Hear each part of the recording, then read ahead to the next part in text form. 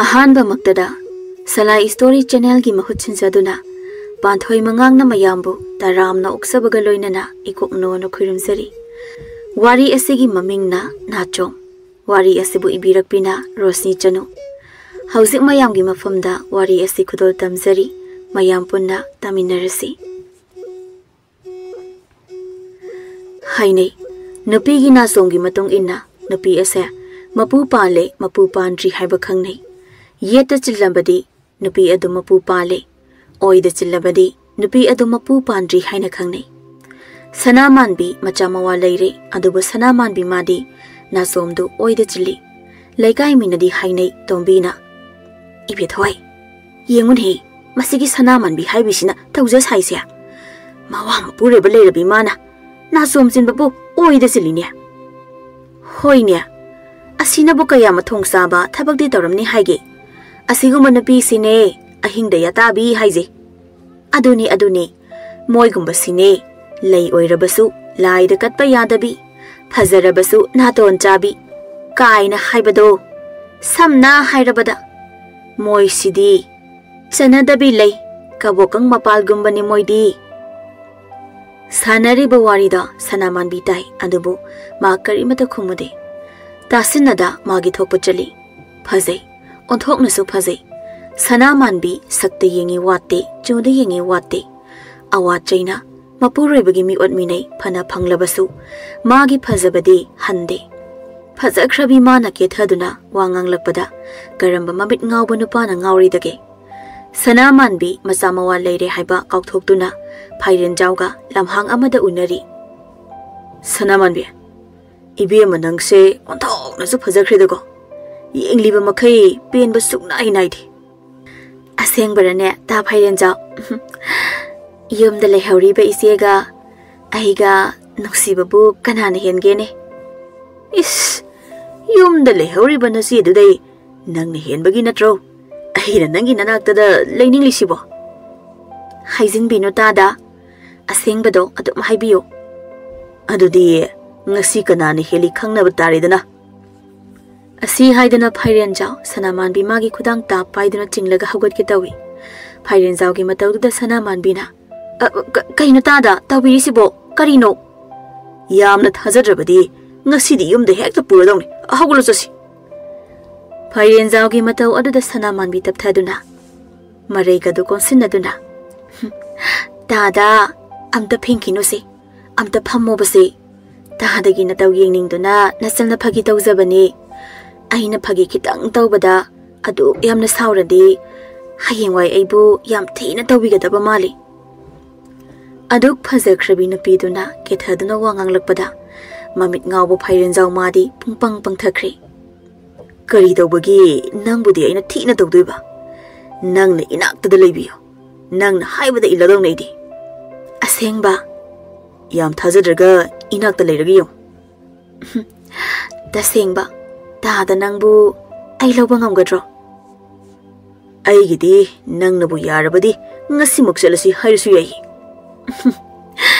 Hoy bungo adugi sumatam lakani ye nang na matam lakani dahay lakti lakti Hoy bungo ay sunangi nanakta layninga bazani ado namisisu mayam sangkidawri ay su yumda halagi Tadasu yumda satpiro ado aina haiba seldudi ho pure sese lahoro selse ai salagi ko dude nangsu halo phajana halu ko lambida nupan hana ga lagnar pada khumbaya de ko ho khumzero ye khamban jaw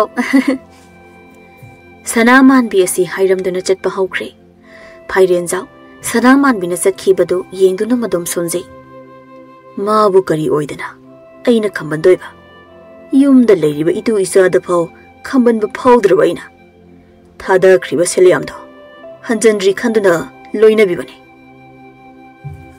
asi haidana phairen jaw ma su chatkre asomdana sanaman bigi mapuriba jawthoi hida ngawduna lauduna changlei kushi egi kushi aina yadna taholina oida chilani Ye tu chilani Na thom da lay drabo Ha? Noi, I no picking Nachom Jimba, Pana Laidubo, Nato later, Tabagam. Is there any Shanaru Launa? A sea hide in a south toy, low in a jungle.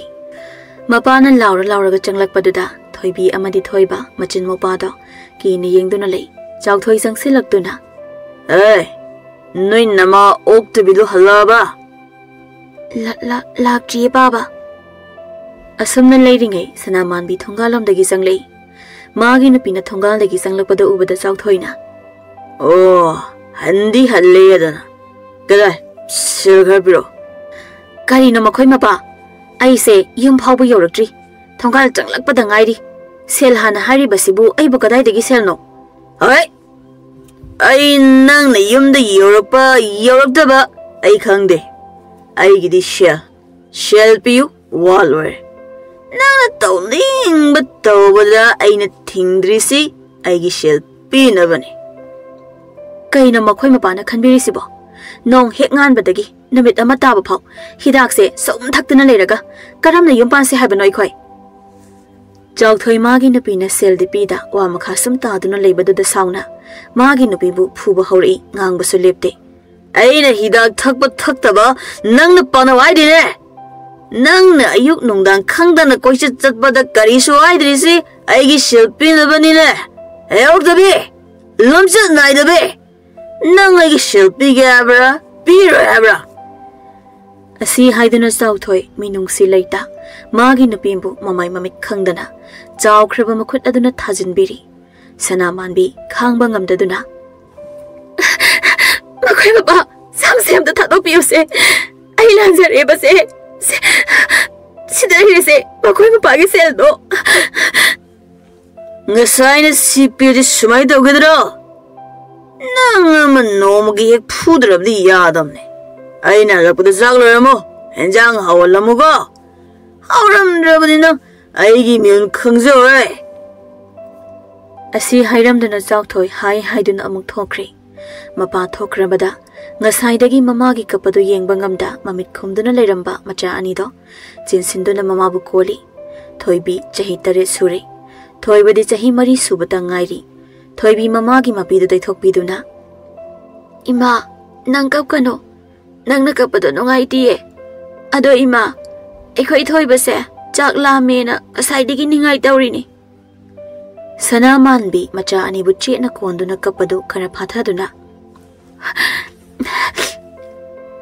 Isa Toybabu, Jack La Meba, Law, Ima Sak Tonglaki, Imaginak the Pamagalero. A sea hide in a Sanaman be Macha Anidu imung the Pusinduna Sankri. Som the Nasau toy, Mamanaba Aniga Punda, Hidak Tagli, was also Kanangangli, Jautoina. To, Ben never to. Nasi di Natauna, no any Ben river, bit heard of it. So, Jautoigi wanted the Matau Kambana Karim Naduna. Hoi Nita. Ita Hoi de sell Jom took be, Nupana Pambi, Masamoto Pazabi. No pig in the power banina. Silly empire of Marini. A hoi di dog on a Masamoto Pazabi no piece of loadre. But Talehe.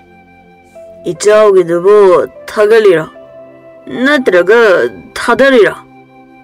Oh, Tagalini Tagali by dow, like Pabo.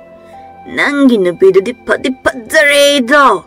Ngoro than that. Chinbalga, the Nangang duck, Toraga. Oegin Napaduda, the Kiri Nasumamaga Chinbadi Bah! Kariga would sang them Naruni. Adoita. Nangino pina oide Nachom Shibu, Gorigino. Hayapang.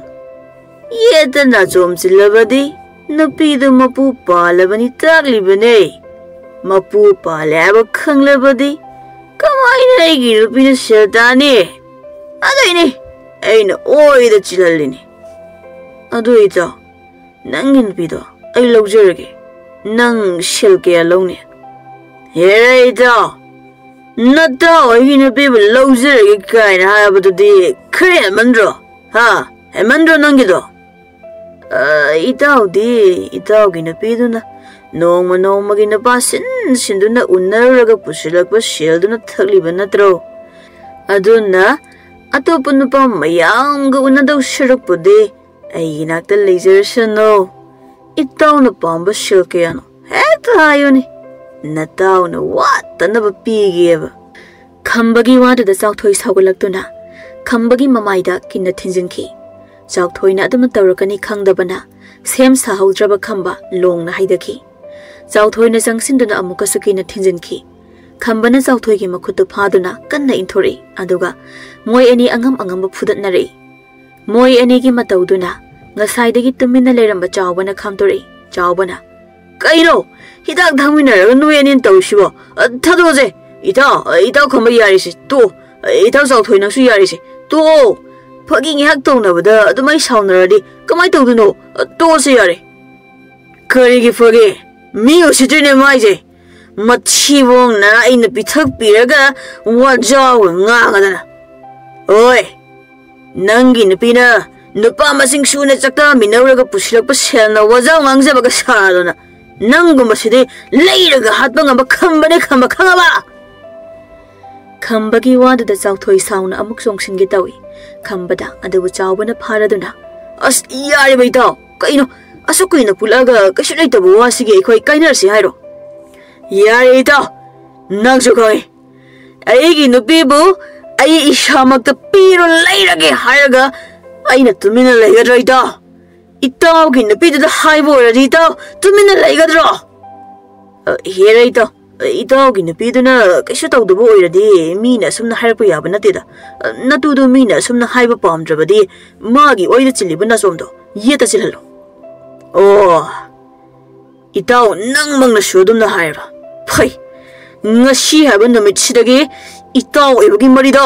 tatnarabane asi haidana chawthoi chawbu inthokduna chatki chawbana itaw ngai khore asi haidana lehawi khamba masu chawbada wahai amata hairamda tumina chatki chawba matomta khanjai oh nupi haiba nupi nang ngamdaba leitedako migi mapa mama muchin manaw nungsinana leirambasu dokhai tahanba ngame nungsi khraba marup mapangbasu thok hekta kaina hanba ngame nupi gi wathoktagi lanjaw hawi haibasi chumiko chumi sidanine aina nupi thiba kidana nupi thidrisi phangdaba nateko aina thiroin thidamni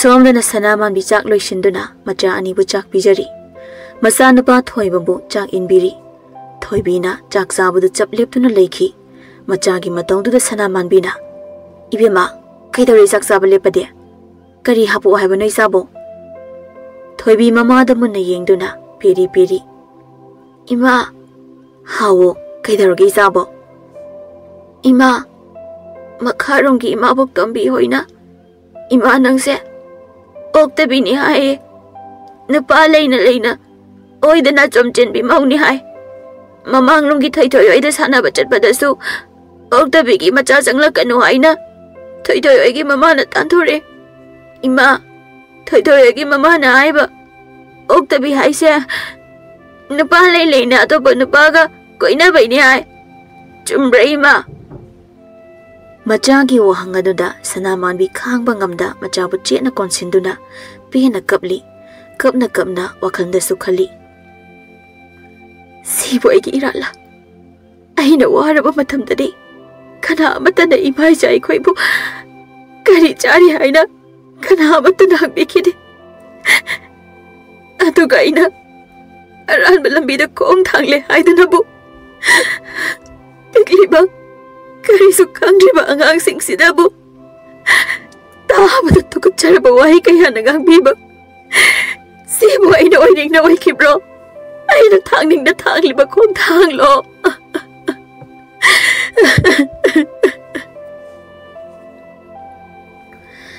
asi khanduna sanamanbi haukraba thaudokhra ningsinglei sanamanbi asumna oiramba tawramba nate yonggi mau ama oibagi mama ama oibagi chapchaba thaudang lawjarami mawa mapuroi bana phatrabasu ma thongal na patham phamduna imong puba ngamna bokhonase adubu asukna ha oiribi sakta suda watabi mana lukmai palakpa haibase migi minok mityengdi changdaba nate Adubu Sanamanbi, Kangsinada, Usinada, Macha Anisidabu, Mabuk Talabadi, Kanduna Honazay. No Maginamini, Sanamanbi potpam the Laktuna, Nungti Port Labor Jowel Koba, Matu Masa Ladaba, Nupi the Krachopsaba, Nupa Malaktuna. Ibi Sanamanbi, Nangi Hangam Sibu, Mapulsida Gayanone. Kura, Mapulanishida Ngairi, Lupama Pibiramo. Hoini, Pigini. Adubu be Sanamanbi. Asuk Pazakrabi, Ying Bagi Pen Banaidrabi, Awat Pamatalaitrabi Nanga. Sida, Pot Pungo Pumbasidi, Nang Kura Quidi Yang Boton and Wizakidri. Kura, Ngam Naba Hibadoni. A big paisa Anishitabu, Mabuk Talabadi Kanduna, Tauribani. Nate, Nangi Sautoi Hidubu, Karimata Sudabro. Asuk Nahawi, Binang Sunatobasi, Yang Bahitangam Zadini, Nang Kura Quidi. A sea hiding a chowbal, Mamituna Sanaman Bida, Korokoro Otuna Yingi. Chowbal Gimatong to the Sanaman be Hinadana. Mapimarosa Chimjinzi. Kura, Sida Lazare, Kuragi Hangam Hibado. Hoini, Tamuni, Nangi Hangam Sidanatini. Nang Nabu Yarabadi, Aigdi, Sanaman Binangusu, Nuai Namutu Tamzage, Kalibani Aidi. Jawalgi wanted the Sanaman Bisawale. Hera, Kuragi Watasidi, I will lie Nangi, Yarani Kanduna, Usitabamale. Kura, Ayabama from the Tobiruso. I de Kurana Kaliban Pido, Alugumanate. Hoi ma, sao kinuni nangbo. Asuk nauri binangna adu wana lian badu ubada. Ay di ahinga tumba yawa na dreta. Nang nabu yarabadi. Mi kangandrabasu nangi awat apa mensinjage. Yari kura, lingbiro. Ipagumbani. Athiba wahaisu hainingde. Asumna asum toy na chawbalna nungti Sanaman bi potphamda laktuna kuina leiba. Makhoi ani wari kuina sabada lekai mina uraduna ngangnaba horaklami. Angakpani mi oiba sariba waridudi taruda moina khanbana chumme khanduna Sanaman bibu lana pauthopiri athiba wahina chaibiri Sanaman bi magi kari marano chahi asuk nauri bi mana yum puba ngamna ba khotna zaribasi kana amatana magi awabadi khangbide ubide kana nadi khangbigani magi hek mapuroi bana phau khangbidraba ubidraba sida asum santokhibana Chauthoi Magi Nakong Yokre. Chauthoi Mana Pausi Tarabada, Magi Nupibu, Seltan Batok Bagi Mahuta. Yon Tok Lage Kalaki. Chauthoi Magi Wakal Sibu, Achumbara. Maga Nukshinaduna. Yum Pan Bagi Lambida, Kongda Mineraklaba. Magi Nupibu. Atopa Lamlan Bakanada, Yon Tok Tuna Chage Kaliba Mabu, Sani Haidana, Kanada Haigani. Sadagi Suhina Ton Bamisakni Madi. No Magina Mini, Chauthoi. Chawbalgi manakta laktuna chawbal butana ba kauri. Kura chawbal. Kura ba leitabro. Chawbal haiba hanuba sisu nupi loliba makai pen banaida ba hanubani. Chawbalgi nupi mari subi purnima tholaktuna. Haima ibungo Chauthoi nang oire. Nang kura di maning sangkhiye kai leirage nangbo. Indol kura ga aruba wari amata tanage tawjabani. Oh adudi nang hak ngairoko. Hoi indol.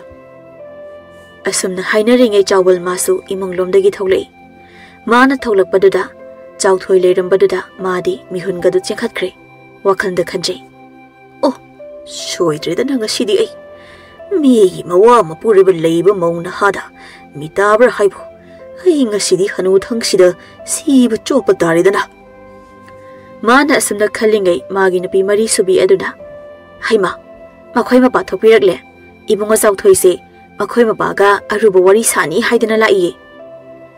Chawthoi na lakpagi maram khangdriba chawbal madi ningtham thasida humang kangi. Magi nupida onsinduna. Hoi yari aiga sana horaki nang jango. Asi haiduna magi nupida janghan khraba matung Chawthoi da onsilai. Ibungo Chawthoi kari lere. Kakhalawni mangol sida phamulause. Kura wari se nupi agang tabada kaya nungai do mandaba. Somda lao dudi sangoi sida oina sarasi. Asi haiduna chawbal na Chawthoi bu sangoi romda pusinduna fami chawbal na. Kari leraba, kari tana seba Chawthoi. Kura, aibu wa sibu hekta hayadrane. Hayuni, hekta hayu kidaroge. Kari no nang na haining bado. Sumdo bani Kura. Ai sutare. Khurana aigi loina bi sana man bida yengdiba mi yengdo. Chauthoi gi wanda da chawbal pakhana. Ibungo chauthoi. Adugi oirabadi nang khura lale. Tasegna lale ko nang saurano. Khura amukhana nangi nupi gi potpham daga la roi ko. Nate khura. Onare khura na khalido. Khura da sauduna lakjaba na teigisi. Khura da mating amata lawgi haina lakpane. Ha.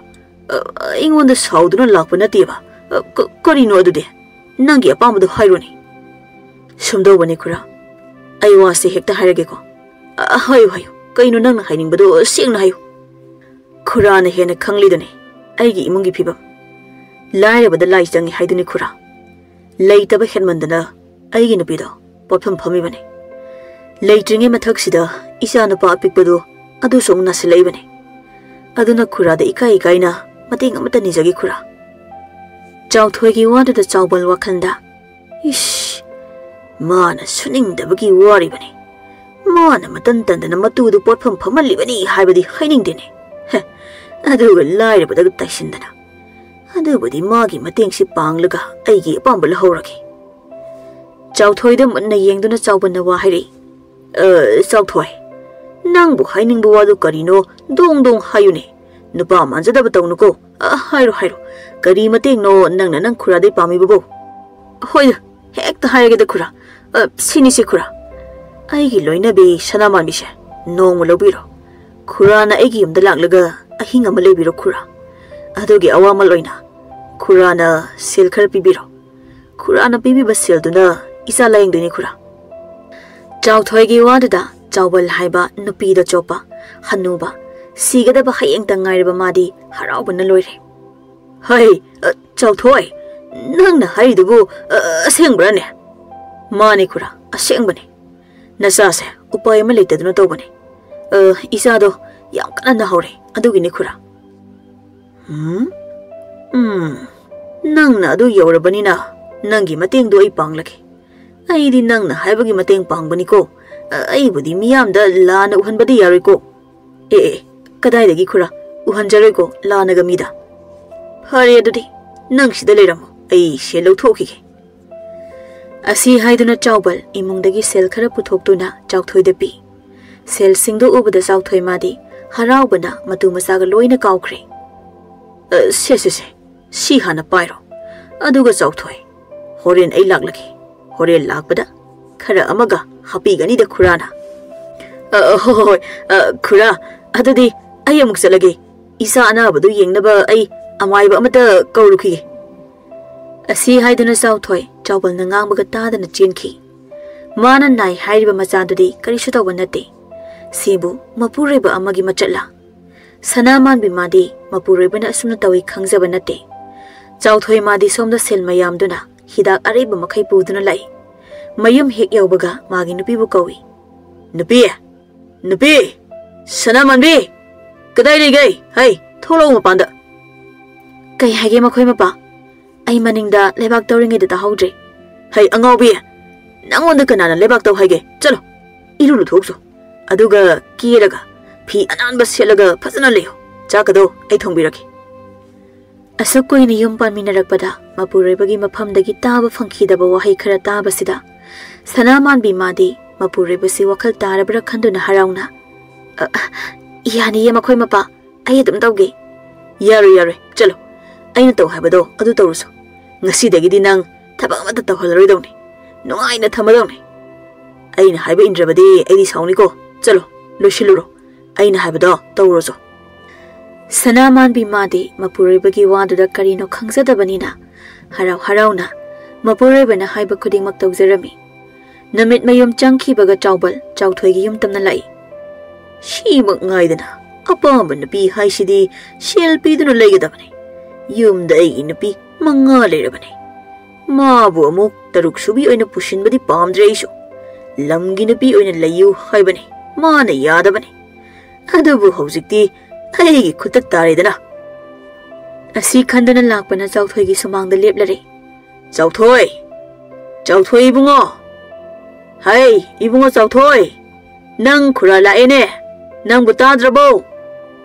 Imung lomda Sanamanbi mapandami kauba makoltai haiduna thoke tawbada Sakhumdagi Sauthoi paraparap sinthuraktuna magi nupigi makhudu ta phai ngaiko thokino nang ka da sango ai kanano yemge nang pa su tok tholakanu ko Sanamanbi mapurebagi wadu tabada mapurebana mabu khambali bani khanduna nokmi changki Sauthoi mapan tholakpada chawbol oirambaduda khura lengbirakle changlo imung dekda Si haiduna Sauthoi na chawbalbu moyi ka tamna pusilai aduga macha anibu kauthoi aduga chawbalda osinduna khura chango manungda leirabani chawbal sanglaktuna kaagi thongdu phatlon sinki kaagi thonglon sinki baduda Sanamanbi ngakna yengthori chawbal leptuna leirambaduda Sanamanbi pakhatuna khura di kamdauna aigi kasida nangse Nangi nupa na ngasay ayuk aingonda nong magi silga mahut sinakrabani Sanamanbi chawbalgi wadu tabada hausikta wakal tarakle mapuroy bana magi mafamda ngasi utliba minungsi pumba namthakni haiba ma ngakta basungamde ma masamaki mapuroy bana atopa lamlanba amada asumna tawramba asida ma sawbana sumana paiba yade chawbalbu safukan na induna loliba thongdu phat hangtoki aduga mapurebagi manak tamna lai khanghaudi mapurebagi manak yaurakpada mapurebani haiba kauthokduna khupangna khangtha thajinki pendana suma kaple nang mangna sumna tauba nang na isibu karin haida khanbage lungmai thakta haptuna yonba lai padi bini khanbro nasabaki napibu lungmai da haptuna yon thokpa ngamba nangdi tokasaye aduk napuksil pikpa Sauthoi magi nupina mabu ngangli badu karino khanthada magi nupigi tungi sambul adu tapaiduna nangu manai ngonda adum na ngangbi abra ha nang se ni yon thokni mumida yon thokani nang ke dogam matang sida chawbal sauna sanglaktuna sidi yaru de Sauthoi aina nangonda nangi nupi sibu leigi haibusu nate nang na sana laktuna yonjaraga silhalo ai chalage kadai nupiro khura sawiba yade ai shoidana basinjagi khura ngakang pothabira mukada chawbal sauna ngasai ka da changki ngasai makhai tawnariba mayamse karisu khangjadriba angang ani dudi mamit kupta amada amuk yeng tawduna lei Sauthoi yam sauna magi napida sel khara utuna siubra sinangi mamale khangaba aduna nang aina haiba indaw khangaba Asi haiduna Sanamanbigi masamdo adum phoiduna chingduna puraklaga chawbalgi manakti insinduna kadu mapandagi thonglon sinki Sanamanbi kaptuna thongdu thilli makhoi baba kaina nangna tawisibo se thongjem dang to ai gasidagi nangi selwa tan naba pirage asamna di tawi gano se thongjem dang to piyo Chawbal usitaba minok amaga loinana Sanamanbigi makokta tapna nalai adumna tawrakpaduda Sanamanbi phat handokjai Ibema aina nahana haidro nangonda nangi nawa siga leidok sharuk aigi nakta lengdana leijau haidana haujikti kari share aigi khutta taredana madu haiduna khakna nokli Sanamanbi chawbalgi makhong konduna kura ai bana sabani kanbi adana tabi kano kura gi seldo kayano ai gamda basing jage kura ai bana sani gol mangni kanbi o kare nang boy gi sani gol ai gi di sani gol yaudi asi haiduna chawbal Sanamanbi bu inthokduna Sanamanbi gi manakta tamna changsili somdana angang anido Mamana kapagi makhol tabada mapada thong hangto haibasu kijaduna makhol thokna kapasu kija masin manaw konsinaduna kapchari somdana Sanamanbi kapasu lepte chawbalda haijabasu lepte kura ai bomta nuksibiyo ai bana sabang di kanbiyo kura ai bana chabang di kanbiyo hoini nang bu nungsibagi ni ne aina nang bu leiri base Chaubal madi cha onkre masa gumbini haiba kaukre magi apamba phangle khanduna Chaubal harau harau mayumda chatkre Sanamanbi magi punsida thokliba singsi karino khangda khangba ngamda matomata sijarge khanduna kadumaktada thauri yanduna sige tawi andubu macha anina ima haina kauduna sensilakpada ma makhut anida thak thak nikduna macha anibu chena konduna pena makhol thokna thamoi kaina kapchei asumna nongma nongmagi nupa makhal makhanda chauthoina se lauduna magi nupiba yonthoi Sanamanbi masu sauningbana mapu pandre khanduna Nachomdu oida chinkhibani asidagi Sanamanbi mapan thokna nupa koiba horakpani mana tawgi khanduna pamna tawkhibadi natti Sanamanbi mana machabu konduna haukhiba wari khara ningsinglingai chauthoi lauduna sanglei Oi nubi nubi aigi nubi masak phajabe kadai lege nangbo nang laudana isi hausit lekha taidana manglebane aise nang laurubadagi mangleba Sanamanbi macha anibu chak pijabadu loisinduna macha anibu phamungda pusinduna thanamduna mapanda tholi karina tawiduba yam yeningde amta sangbiro imungda asi haiduna Sanamanbi magi nupabu soro laktuna imungda singsinki Hey dado solagana mathong maram khangdaba nangi nakhoduna eigoda solagana kaina makhoi mapana khanbirisibo haujik nungdangni wado yamna kana ngangbigano lao chaksa those aduga pothabiro asi haiduna mapureibu sakhumda pusile hayok dobe lamchat naidabe nangna thongba sak toina sabido mambra ha tugu zai khaba nahan makai saurabasu wangangdabi Sanamanbi ngasidi sawbana mana paiba yakhidre ngasidi ma pendaba pumnamak phudorakle aina oktabi oirise aina oiningna oikhibra aina lamchat naidabi oirise aina oiningduna oikhibra nangna isana yada namduna ohenbi khiba natro asiro nupana khulingba khunai asida nupi oina poglobi laibak thirabi nupi oibi aikhoigi laibak nupi oibi aikhoi basena phau asuk hanthana yengbiraba khunai sibu karino nupi masen yokhatminaduna thawna leina higminabagi mahut nupi amana khitang soirabadi soiriba phatraba komdudagi chingkhatpibagi mahut hena singthabiba nupi na nupi bu otpa khunai sida nupi oina pogloba laibak thirabi nupi aikhoi sibu hingbagi kanari bro ish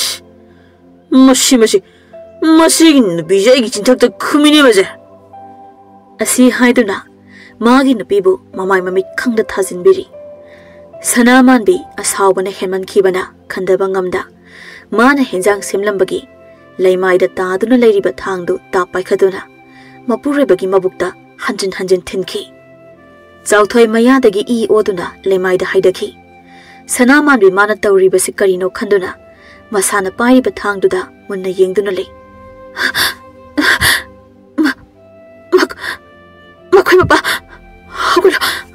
hogulu se ai lale makhoi mapa hogulu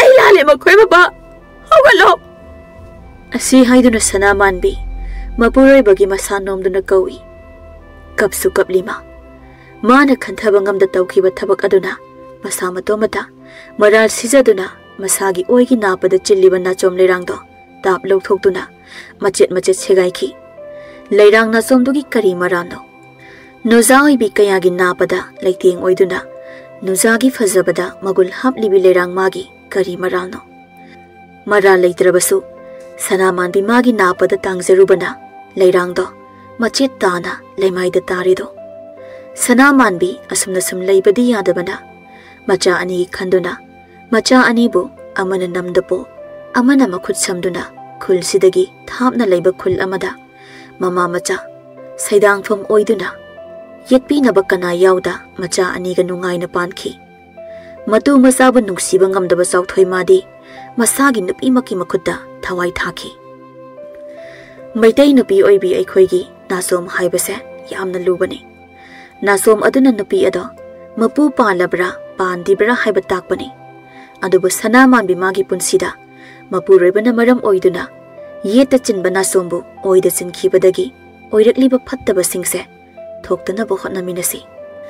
Nupi oibi singna nupi masada hanthana yengba nupi na nupi da piba awaba toklasi. Aikhoi amatani.